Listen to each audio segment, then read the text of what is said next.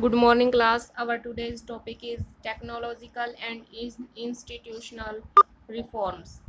प्रौद्योगिकी और संस्थागत सुधार.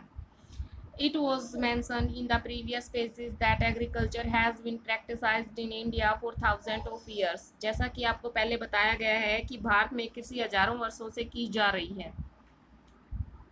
Sustained uses of land without compatible techno-institutional change have hindered the pace of agriculture development. परंतु जो प्रौद्योगिकी और संस्थागत परिवर्तन के अभाव में लगातार भूमि संसाधन के प्रयोग से कृषि का विकास रुका हुआ है.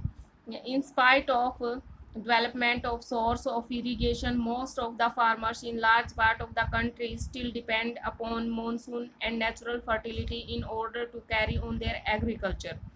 सिंचाई के साधनों का विकास होने के बाद भी बहुत बड़े भाग में अभी भी किसान खेती-बाड़ी के लिए मानसून पर और भूमि की जो फर्टिलिटी है उस पर निर्भर हैं. For a growing population, this poses a serious challenge.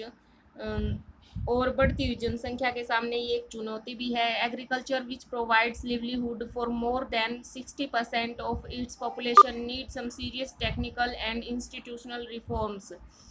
जो 60% से भी अधिक लोगों की जो आजीविका है, जो आय का साधन है, जो जीने के लिए ज़रूरी है, वो है कृषि. और उसमें कुछ गंभीर तकनीक और संस्थागत सुधार लाने की अब ज़रूरत है. Thus कोलेक्टिवेशंस,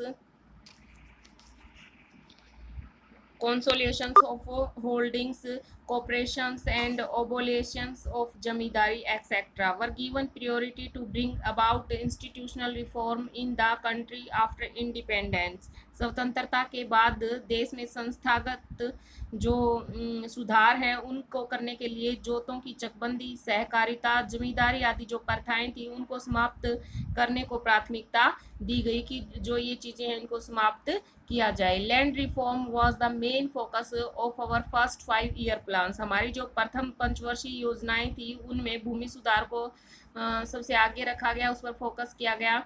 The right of inheritance had already led to fragmentations of land holding necessitating consolidations of holdings. और भूमि पर जो पुश्तैनी अधिकार के कारण ये टुकड़ों में बट जाती थी और जिसकी चकबंदी करना अनिवार्य था. The laws of land reforms were enacted but the laws of implementations was lacking of lackwarn. जो भूमि सुधार के कानून तो बनाए गए परंतु इनको लागू करने में ढील की गई. The government of India embarked upon introducing agriculture reforms to improve Indian agriculture in the 1960 and 1970. 1960 और 70 के दशकों में भारत में कई प्रकार के कृषि सुधारों की शुरुआत की गई. The green revolution based on usages of package technology. जो ग्रीन रेवोल्यूशन था एक प्रकार की जो रणनीति थी उसमें पैकेज टेक्नोलॉजी पर वो आधारित थी. और वाइट रेवोल्यूशन ऑपरेशन ब्लड जैसे कृषि के कई सुधार करने के लिए ये योजनाएं आरंभ की गई.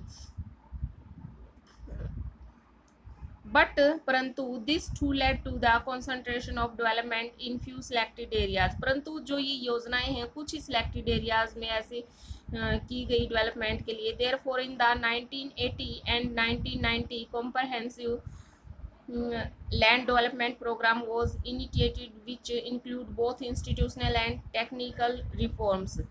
1980 और 1990 के दशकों में जो व्यापक भूमि विकास कार्यक्रम शुरू किया गया वो संस्थागत और तकनीकी सुधारों पर ही आधारित था. Provision for crop insurance against drought, flood, cyclone, fire and disease, establishment of Gramin Bank, cooperative societies and bank for providing loans facility to the farmers at lower rate of interest were some important step in the this direction. कुछ important step भी इस direction में उठाए गए जैसे कि फसल बीमा योजना करवाई गई, बाढ़ के या फिर कोई अकाल पड़ जाए या कोई आग लग जाए या किसी बीमारी के कारण अगर फसलें खराब हो जाती हैं तो एक प्रकार का बीमा फसलों का किया जाने लगा। ग्रामीण बैंक, कोऑपरेटिव सोसाइटीज और जो ऐसी चीजें शुरू की गई, बैंक वगैरह खोले गए ग्रामीण क्षेत्रों में ताकि लोगों को लो इंटरेस्ट रेट पर और आसानी से लोन मिल सके। Kisan credit card, KCC, personal accident insurance scheme, PAIS, personal accident insurance scheme are some other schemes introduced by the government of India for the benefit of the farmers. और इन्होंने कहा कि जैसे कि मान लो किसानों के लाभ के लिए गवर्नमेंट ने, इंडियन गवर्नमेंट ने किसान क्रेडिट कार्ड और जो व्यक्तिगत दुर्घटना बीमा योजना है PAIS वो भी शुरू की गई। Moreover special weather bulletins and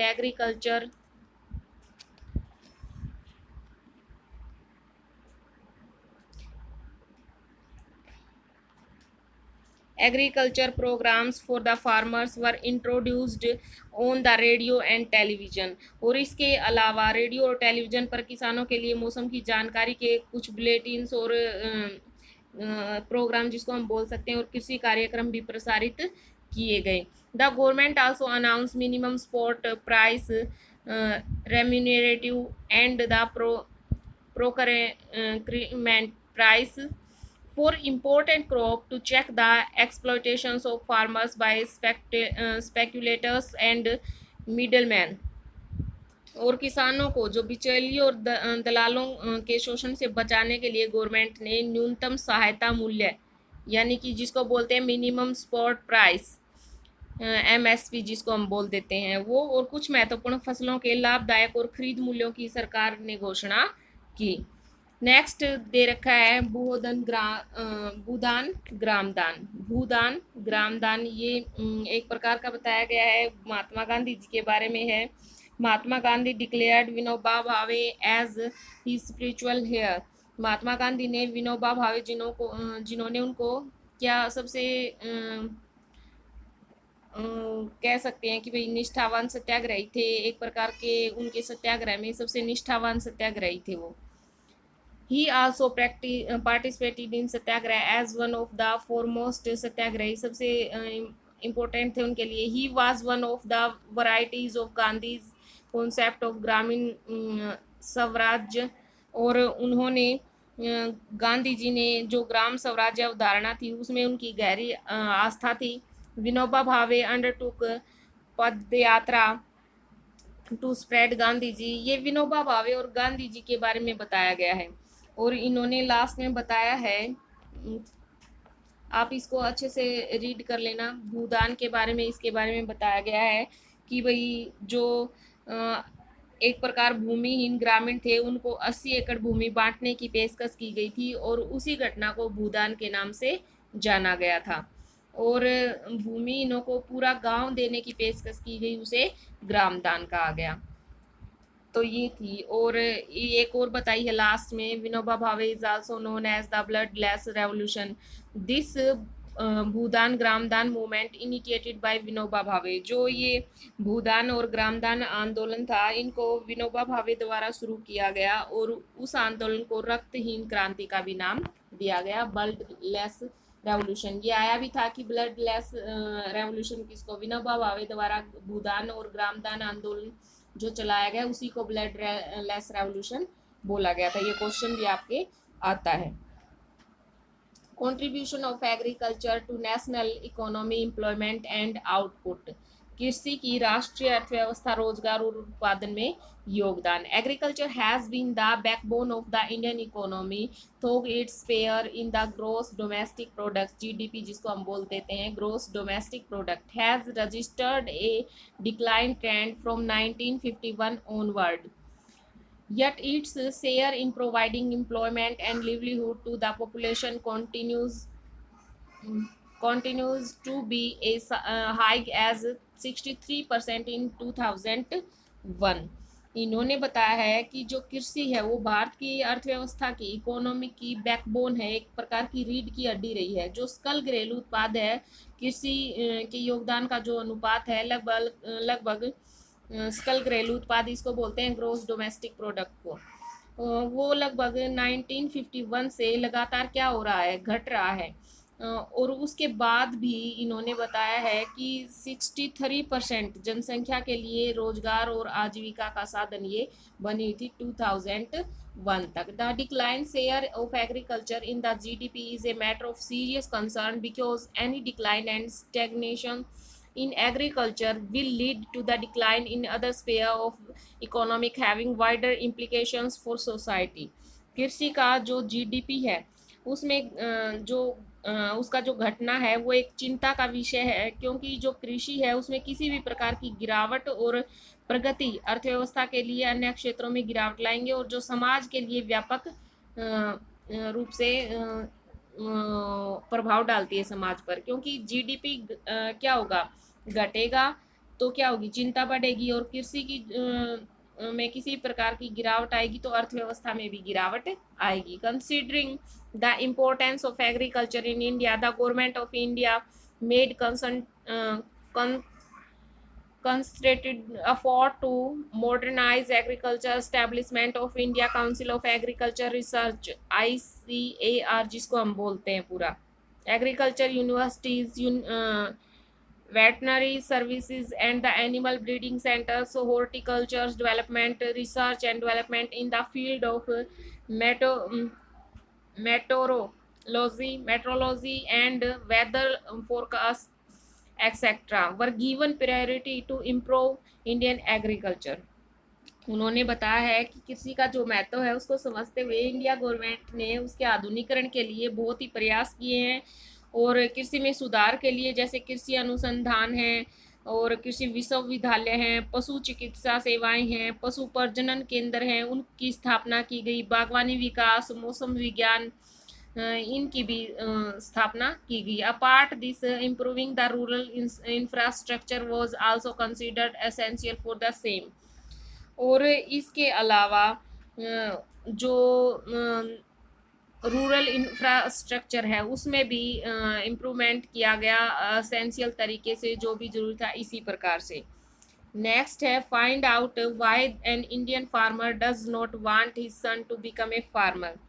आप बताएं कि जो इंडियन फार्मर है वो क्यों नहीं चाहते कि उनका बेटा भी फार्मर बने। क्योंकि आपको पता है सभी ये चाहते हैं कि अगर मैं फार्मर हूं तो लेकिन मेरा बेटा फार्मर ना बने। नेक्स्ट है from the above table it is clear that though the GDP growth rate is increased over the years, it is not generating sufficient employment opportunities in the country। जो पिछले कई सालों से हम देख रहे हैं कि जो जीडीपी है उसमें वृद्धि हुई है, परंतु इससे देश में पर्याप्त मात्रा में रोजगार के अवसर उपलब्ध नहीं हो रहे हैं। The growth rate in agriculture is decelerating which is an alarming situation. Alarming situation बोलते हैं भाई चिंताजनक स्थिति। कृषि की विकास दर जो कम हो रही है, जो एक चिंताजनक स्थिति है, क्योंकि आजकल कोई भी खेती नहीं करना चाहता। अगर खेती नहीं करेंगे तो किसान अगर अन्न उगाएगा तो पेट कहाँ से भरेंगे इतनी जनता का, तो वो एक चिंता का विषय है। Today, Indian farmers are facing a big challenge from international competition, and our government is going ahead with reduction in the public investment in agriculture sector, particularly in irrigation, power, rural roads, market, and mechanizations, मैकेनाइजेशंस। इन्होंने बताया है कि आज today यानी कि वर्तमान में भारतीय जो किसान है वो उसको बहुत ही कंपटीशन का सामना करना पड़ता है इंटरनेशनल तौर पर, और एक बड़ी चुनौती का उसको सामना करना पड़ता है। कृषि सेक्टर में विशेष रूप से उसको यही करना पड़ता है कि भाई इंटरनेशनल कंपटीशन का सामना करना पड़ता है। और उसके बाद भी इन्होंने कहा है कि जो हमारी गवर्नमेंट है वो कृषि पर विशेष रूप से उसकी मान लो इरिगेशन पर, सिंचाई पर, ऊर्जा जो है उस पर, ग्रामीण जो सड़कें हैं उन पर, मीडिया और यंत्रीकरण में जो पूंजी है उसका निवेश कम करती जा रही है। तो इसीलिए क्या है, लोग भी दूर हटते जा रहे हैं कृषि से। Subsidy on fertilizers is decrease leading to increase in the cost of production. रासायनिक उर्वरकों पर जो सहायकी है, यानी कि जो एक प्रकार से सब्सिडी आती थी, वो कम करने से उत्पादन लागत बढ़ रही है, क्योंकि पहले ये सस्ते मिलते थे तो उत्पादन ज़्यादा होता था, वो क्या हो जाता था, बचत हो जाती थी। Moreover reduction in import duties on agriculture products have proved detrimental detrimental to agriculture in the country। इसके अतिरिक्त जो कृषि उत्पादों पर आयात कर घटाने से भी देश में कृषि पर हानिकारक प्रभाव पड़ रहे हैं, क्योंकि बाहर से क्या किया जा रहा है, ज़्यादा खरीदा जा रहा है, आयात कर कम होगा तो farmers are withdrawing their investment from agriculture, causing a downfall in the employment in agriculture। और किसान कृषि में पूंजी निवेश कम कर रहे हैं, जिसके कारण कृषि में रोजगार घटते जा रहे हैं। Why are farmers committing suicides in several states of country. देश में अनेक स्टेट्स में जो किसान हैं, फार्मर्स हैं, वो सुसाइड क्यों कर रहे हैं? When farmers have been facing so many problems and land under agriculture is decreasing, can we think of alternative employment opportunities in the agriculture sector? किसान अनेक समस्याओं से जूझ रहे हैं, जो कृषि भूमि है वो घट रही है, तो जो हमारे रोजगार के वैकल्पिक अवसर हैं उसके बारे में सोच सकते हैं। नेक्स्ट है फूड सिक्योरिटी के बारे में दिया गया है। ये फूड सिक्योरिटी के बारे में हम कल करेंगे। Thank you, have a nice day.